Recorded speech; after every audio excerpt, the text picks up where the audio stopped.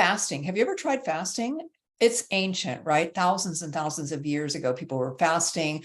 Biblically, we see it in almost all the religions. But we now know that fasting does something amazing in the body. It's called autophagy, which means self-eating. Sounds kind of gross.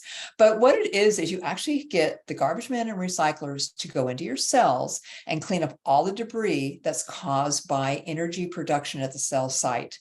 So fasting allows your body the time and energy to go do that, because digestion is a huge energy sapper. So every time we're eating, our body's working on digestion instead of going and cleaning up the cells. Have you tried fasting? It's not as hard as you think. Caution for someone who's a diabetic, you really can't do a water fast. You might be able to get by with a juice fast, but it has to be vegetable juices. The benefit is it super lowers inflammation. It reduces your risk for cancer and heart disease because the inflammation goes down.